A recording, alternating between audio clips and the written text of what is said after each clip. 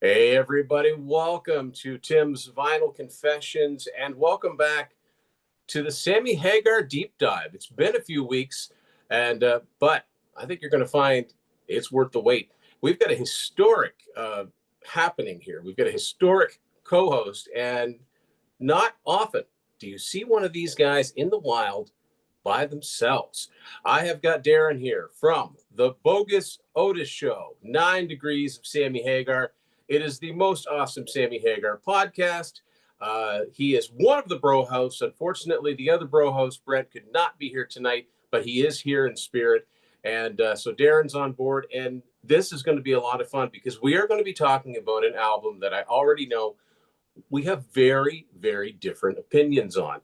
And that's all within the spirit of fandom. We're going back to the mid 2000s. Remember the mid 2000s?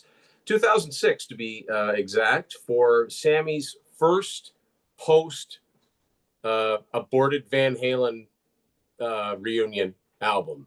Sammy the Wabos, Living It Up on Rhino Records. So, Darin, you want to give me your history with this album? And you were saying what led up to it and the effect that this album had. Well, look, first of all, let me say thanks for having. Hey, look, I'm so used to saying having us on the show, but my host partner in crime, Brent, unfortunately couldn't make it last minute, so I had to make a solo. We consider ourselves the Duke brothers of the Sammy Hagar area, so we try to make our appearances as a team, right? We all know what happened when Bo and Luke showed up separately. They broke up, right? So we'll see what happens. Coy and Vance never was Not the the same, Coy and right? Vance. Coy and Yeah, I Vance is remember not that the well. same. I also suggested to Darin, I said, yeah, you guys are like the Balance twins. Right. Where were you the other night? We could Got have the used that. Balance tour book behind you. I have that tour book. Exactly, exactly. Well, look, so first of all, thanks for having us in Brent in spirit, but having me. So, living it up, and I know this is, after reading your fabulous book, not your favorite. It is actually one of my favorites. And I think it has to do with the time that it came out. Came right after the what we all know is the reunion tour, which was I'm sure you've spoke with that at length. We have as well. So to me, this is like Cabo Wabo, the album is just laid back, summery vibes, kind of everything that I liked my smiling Van Halen to be that wasn't in 2004. I feel like we're getting some of those vibes. It's the hard rock Jimmy Buffett version of Sammy, in my opinion. Yeah, and that's the beautiful thing about the music is that you can be fans, you can disagree, but for all the reasons you do like it, there are all the reasons I don't like the album. All right, let's get into Now, it. if we're gonna go into it song by song, I do like some of the songs on it. But yeah, you're absolutely right. I mean, this is the Cabo Wabo lifestyle put on record. Although I don't think this has ever been on vinyl. Uh, I think all there is CDs. Could be wrong about that. I have been searching for it because I like the artwork as well, Yeah, right? So I I I mean, have not seen it on vinyl. this kind of tells you this is not Street Machine. This is not Marching to Mars. Like this is not going to be a look at the back. No shoes, no problem. Credited to Sammy and the Wabos, and yeah, I mean it's probably it's almost a concept album if you think about it. It is the soundtrack of, and maybe if I was on the beach on vacation, I don't know, I might have a different. But anyway, let's get into the album. First song. I think this got a little bit of radio play. I do remember hearing this a couple times before the album came out. Sam I Am. Now, I do like this song. What are your thoughts on Sam I Am? Well, on our show, the Bogus Otis show, we always talk about like the threads or songs that are like sister or brother or cousin songs. I feel like uh, Sam I Am is kind of like a distant cousin of Little White Lies. That kind of slide guitar. I know it's a little more country, but I love this song. I think the vocals are great. I think all his vocals and the lyrics kind of summarize Sam, white teeth, flip flops. I like the song a lot. I think the drums are great. I think Yeah, Louser kills it. I think it's fun. It's a fun song. I think my favorite rhyming couplet is Bad Motor Scooter, Heavy Metal Crooner. Yeah, exactly. That's a nice nod. But And Brent likes this one too, right? yeah, He's this is a favorite one of his. He says the yeah. lyrics are No, I clever do, as well, I right? do, I do like this song. But see, right away we get that Jimmy Buffett, that beach bum uh, Living on a Coastline. This is just a little bit too laid back for my taste. Just my opinion. On people are going to roast me for this. Obviously, if I wasn't a huge Hagar fan, I would not have written this book. I'm a huge fan, but I'm being honest the way I'm hearing it.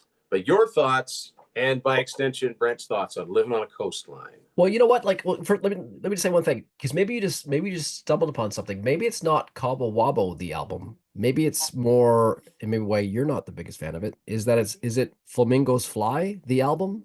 Ah, you know what? You could be onto something. But it's not even that. It's not even that fun kind of yacht rock fun for me. It's I don't know. I can't put my finger on it. And you know, Not enough edge. I buy these albums by, you know, artists that I love. I want to like them. You know, I've given it many a try. I just don't think it's in there for me. But you wait for the next one. So, but yeah, Can I ask you this? Have you been to Cabo San Lucas? no, you know, I'm not much of a traveler, but I mean, I think it would be awesome. But you know, when people talk about it being the Cabo Wabo lifestyle, the song Cabo Wabo rocks. It's a hard rock song. I don't hear any of that here. So it's the edge that you feel is missing I on like this a one, little right? more distortion in the guitars, a little less. Yeah, I mean, you know, Well, I'm don't with get you, me man. wrong. I behind me you can't see it. I got an armada of guitars here, so I'm all about that as Yeah, well. yeah. I have to say though, the reason I was asking if you've been to Cabo because I remember this came out the first year actually I went to Cabo. Okay. So maybe I was spinning it there and the vibes of just being there soaked into it, You know, right? that makes sense because it has. I think it has so much to do with, yeah, with you know, location and it. You know, it's we're actually as we're filming this tonight, we're actually getting a fair bit of snow. The first bit of quite a bit of snow we've had in a Likewise. while. So Likewise, it's man. like, yeah. Now, you'd think an album like this would just transport me away, but it just, I don't know. I'm at a loss for words sometimes because at a certain point, it's just this particular set of songs doesn't doesn't hit me. Now, having said that, I think the song I like the best on this album, and I really like, is Mexico. I like this one a lot. Me too. So This is a Brent and I good both love this rockin' one. We feel the song. drums are great. Yeah, It is kind of the more, I guess, is it the most rockinest one on this album? I I it's one of them. I can't think of anything that you know. Yeah, I think it is. I don't think there's anything else on here that breaks a Like heavy? sweat. Is it the heaviest? Is it would we I'd say it's say the so. I heaviest? don't think there's anything else on here that breaks a sweat as much as this one does. Interesting, interesting. I know we jumped over living on the coastline. Do you feel the same way about that? That was still a little bit too A little too laid back, and too laid but back. you know, I do want to say, I've said this, you know, a few times, and I think I say it in the book. You know, on a personal level, I think it's great that Sammy found this, you know, heaven on earth, this paradise, and is celebrating, you know, this kind of laid back because you know he came from, you know, the initial breakup of Van Halen in '96 was so much tension and so much darkness and gloom and doom, and it was the same thing in 2004, and he's come out of it again. So I, you know, on a personal level, I think that's great. I just wish the music rocked a little harder. Well, it's funny you say that because, after all the turmoil of 96, he comes back with a red vengeance See on that? Yeah, and Marching Marching to to Mars. Mars There's an is my anger there. second favorite. Right after Interesting. Three So, Lockbox. I love that album to death, but I feel like by the time he gets to that album, he's exorcised the demons that came with that, the ugliness of that breakup. And then it's, you know, he starts to get into the lifestyle with Red Voodoo, but that album still rocks pretty hard. And 1013 is amazingly good. yeah. No, you're right. You're right. It's just weird that he came out of the '04 reunion instead of reacting like he did with Marching to Mars. It's more like, screw all that. I'm just gonna put on my flip-flops and Yeah, well, yeah, wasn't it acoustic around this time guitar that and Kari said that, hey, Sammy, you're kind of like the hard rock Jimmy Buffett? Maybe that's what influenced all this, right? you know, and I mean, not a bit of Red. That's what I one another thing I find strange about this. That's like getting a Poison album with no, you know, bright neon green on it. It's an identifier, but True that. it's fine, and there's nothing wrong with the music. You know, they're not bad songs. They're just not to my personal taste. So yeah, Living on the Right. Coastline, a little bit too laid back for my taste. Mexico, much more my style. And so that Less brings us, riffs, right? There's less riffs, more strummy, right? yeah, it's very strong. And there's nothing wrong with that. Absolutely nothing wrong with that. And maybe one day I'll put it on and I'll go, bing, I get it.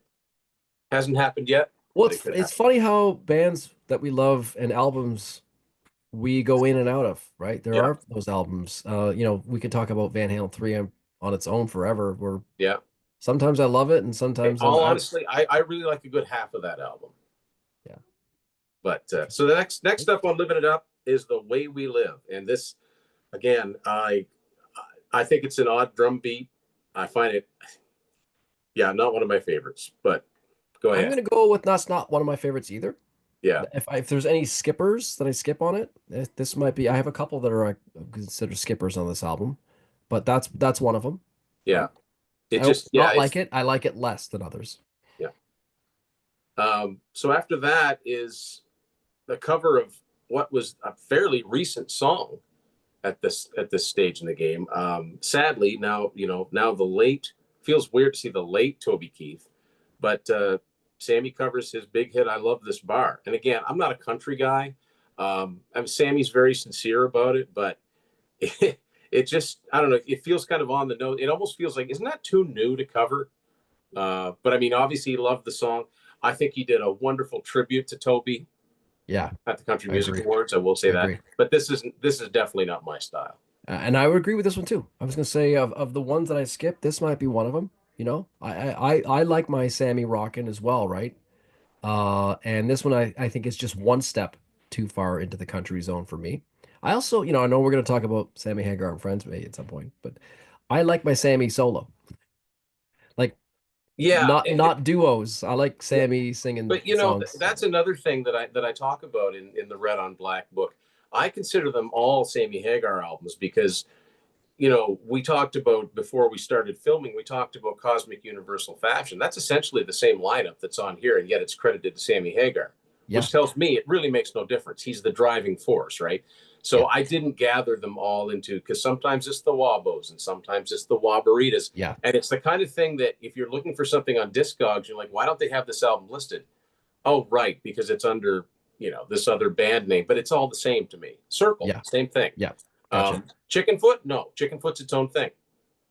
You get Agreed. four strong personalities in that band. Um, Agree.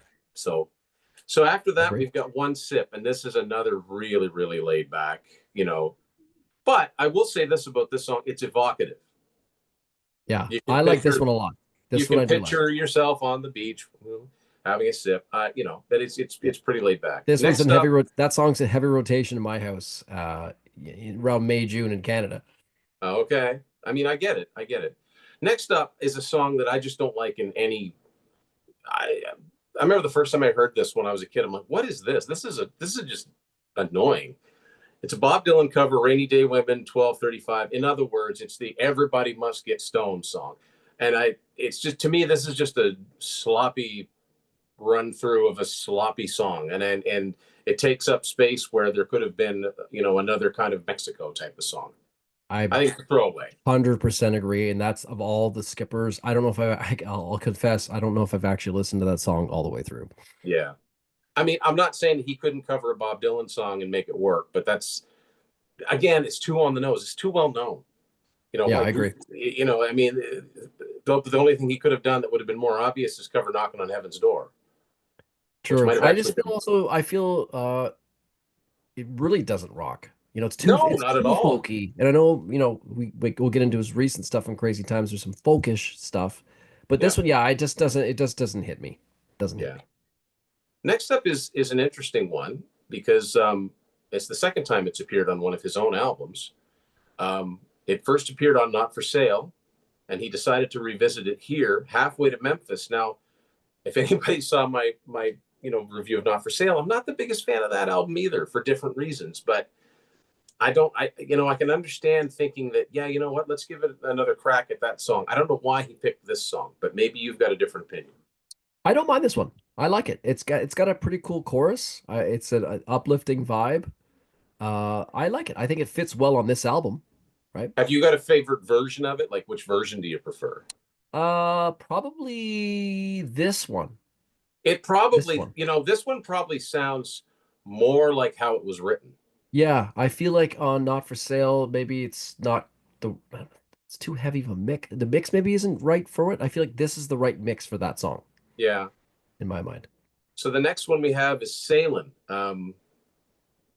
Yeah, what do you think of Sailing? Because to me, it's back in the mellow. Okay, all right. Well, here's where we diverge. That's my favorite, second Yeah, favorite song on that's this album, cool.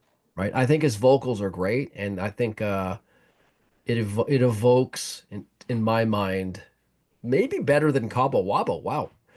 To me, it evokes the vibes that you feel when you're in Cabo, right? So I love that song. Maybe, so you're saying it's definitely a case of maybe you had to be there. Maybe. Yeah. Yeah. Well, the next song is called "Let Me Take You There." Now, this one is, I think, if I got this right, this is a loose translation of the Staple Singers classic Yes. "I'll Take You There." I love the Um, Staple Singers. So yeah, when I heard this, so this is the song I heard because this was the single that came out, I yeah. think, before Sam I Am, right? I think I do remember hearing this on the radio too. I don't mind this one. Yeah, this was I love the drums and Yeah. I think it's I mean, the soul singer that is inside Sam, I think it really Yeah. shines on this one. And I love the Staple Singers. His So when this vocals are came great out, on this. His vocals are great on this album. yeah, He's that's there's never any question there. yeah, He always brings 100%. it I vocally. love it. So it's funny because this came out like I think it was in what did it come out as an MP3 online first somehow in the summer of Um, it 2005? might have, but there's a song I want to ask you about at the conclusion of this that came out a couple of years later that, to my knowledge, has never been on an album that only exists in digital form. But this might have been it. This might have done the same thing, but at least it ended up on an album. Do you know the song Yeah, I'm talking about? I believe so. Yeah. The song Yeah. "Open." Yes. Why Yes. isn't that on an album? Yeah. That's a perfectly good Was that a song. co-write? Was that a co-write? I don't I don't know if I was able to find that out, but I mentioned it. I don't know if it would have been on this album or Cosmic, but I remember hearing it on a rock station. I'm Yeah. like, yeah, that's good. And I'm like, well, where is it? Yeah. And then it just vanished. Yeah. Yeah, I don't, I could be wrong, but I thought that was a co-write somehow. And those co-writes sometimes get sticky with the other person, just won't release it or who knows. And it's just best to yeah, leave it, right? yeah. And then finally we have Someday. Yeah, what do you think of this one? It's funny because I love Let Me Take You There so much that I never get to someday. Yeah, Someday never comes. Someday never comes. I don't mind it, but you know what? I Yeah, think you nailed it. I think his voice is in peak form yep, across the album. There's some cool guitar parts. You can tell it was probably composed on an acoustic while he sat on the beach, right? yeah. Very Got strummy. some loops on it, which is different. Yep. Yep. I think Louser sounds fantastic on it. I think Yeah, the wobbles sound great. I mean, Vic's always solid. yeah. And there's a picture of them right there Yep. under the Yep. the cabana or whatever you Yep. call those things. Yep. Yeah, I mean, it's a very specific album. It's a very summer album, and I'm such a fan of, in the summertime, listening to one of those Sirius XM yacht rock stations. Even though some people don't agree with the term, I don't think there's anything wrong with it. Everybody knows what you're talking about. Yeah. And Sammy's got yacht rock songs. Nobody thinks of that. But Flamingos Fly, Oh yeah. I think You Make Me Crazy, and his cover of Dock of the Bay, those could totally fit on one of 100%. those yacht rock, and nobody would. And most people would be like, I don't know who this is, but I like it. They'd be Totally like, agree. that's Sammy Hagar. But I Totally don't agree. get that Totally from agree. this. I don't get that warm fuzzy vibe, even though I know I should. So, but like I said, like the last song title, "Someday," I'm a huge fan. I'm an enormous fan of Sammy. So, it's my duty to buy the albums, but I have to Of be course. honest in my opinions. It's just not one that grabbed me. And but maybe one of these days it'll be, a light will go on and be like, oh, I get it. I get So it. so where does it sit in your I guess your general rankings Oh, it's towards my the least bottom favorite. It's my of least all of favorite. his stuff? it, Really? it, it would be underneath 9 and a 10 scale and Because I musical was just gonna chairs, say, and where is it compared to 9 and a 10 scale? because 9 and a 10 scale at least has Urban Gorilla Yeah. and Killer song, Silver you're right. Lights. There's nothing. There's no, to me. There's no, like, Mexico's pretty good, but to me, there's no must-have Sammy songs on this album. All There's right. no "Can't Live Without" songs on this album. All right. Mexico's pretty close because it's good. It's a good, solid rock song. Yeah. But yeah, mathematically they have to go somewhere, right? So it's funny you picked Mexico because I feel like of all the songs on this that would feel the most like Sammy that you would probably like I feel like Sam I Am would be that one. That I one's like Sam I pretty Am too. rocking, right? That's Yeah, pretty I know good. I like that one too. Those two songs almost sound like they could appear on another one of his albums, whereas the rest of these songs they pretty much either this one or the Sammy Hagar and Friends. Not counting Light Roast, obviously that was made to be a remake, Yeah. but yeah, it's interesting because we all hear things differently. But I'm curious, folks out there, where do you rank this album as redheads? Where do you think Living It Up falls? Darin, I want to thank you very, very much for appearing on this deep dive. We're going to be seeing more of Darin, and I am going to get them both on here for something in the future. But for now, Darin, thanks for doing this Living It Up deep dive. Thank you. And we'll Glad see to be y'all here. later. Glad to be here, everybody. Tim's Vinyl Confessions. Go listen to Living It Up.